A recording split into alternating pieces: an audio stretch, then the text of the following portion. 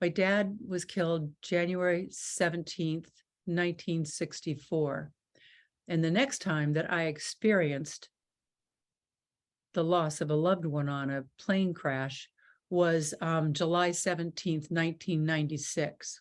So a lot of years later, I was on Good Morning America, hosting the show, reporting on this horrible plane crash that had just occurred off the shores of Long Island, TWA 800.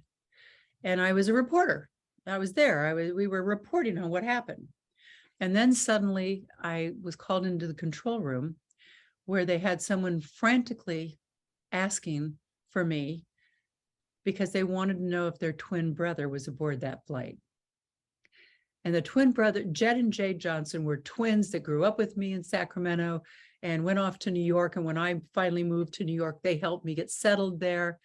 And Jed wasn't supposed to be on flight 800 that day. He was booked on the next flight to fly to Paris. He was an interior designer. He was flying to Paris to see some materials, and then he was going to fly back the next day. But he got to the airport, to JFK, early, and there was a seat, first class seat, front row. And anyone who has heard about the details of that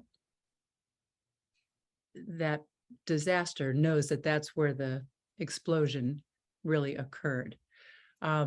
But he jumped on that flight and thought, oh, I'll get to Paris a little bit earlier. So there was a question as to whether he was on it or not. Jay was trying to frantically call his twin brother and he wasn't answering. And so we called TWA and got the flight roster, and unfortunately got the bad news for Jay that Jed, his twin brother, was on the flight. And then, of course, I needed to be able to go back out into the studio and sit down next to Charlie Gibson, knowing that all of a sudden this wasn't somebody else's story that I was just reporting on, but that it was a story that I was part of. So that was hard. It was an unusual situation at the time of the crash of TWA 800 because for the several weeks following, we devoted most of Good Morning America to that crash. And there I was. It came in every day and opened the wound and talked about it. I don't know, maybe it was good for me, maybe it was therapy, but it was difficult. I remember one day we had a psychologist on who was a regular on our show, and she was coming on to talk about dealing with tragedies and with sorrow. And she pulled me aside at some point during the show and said, you seem like you're having a difficult time with this. And I said, I almost feel like I'm having an inappropriately difficult time.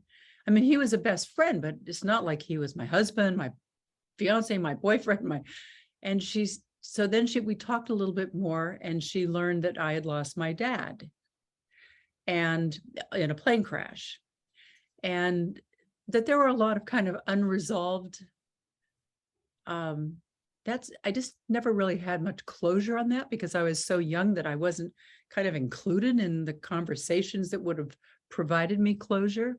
And she said, it's not uncommon when this happens to have something called the ember effect.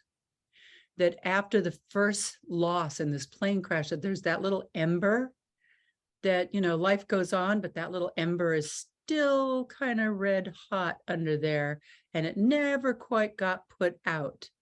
And then all of a sudden there's another plane crash where you lose someone you really care about, that just kind of like ignites it again. And she said, and I think that's probably why you are just so emotional and so filled with sorrow. Access provides such a unique gift, really, such an important gift to people who have lost a loved one in an air disaster.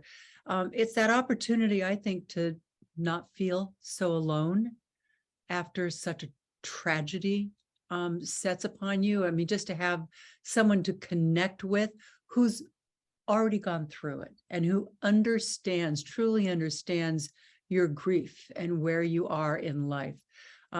I think it's even much more than just a shoulder to cry on.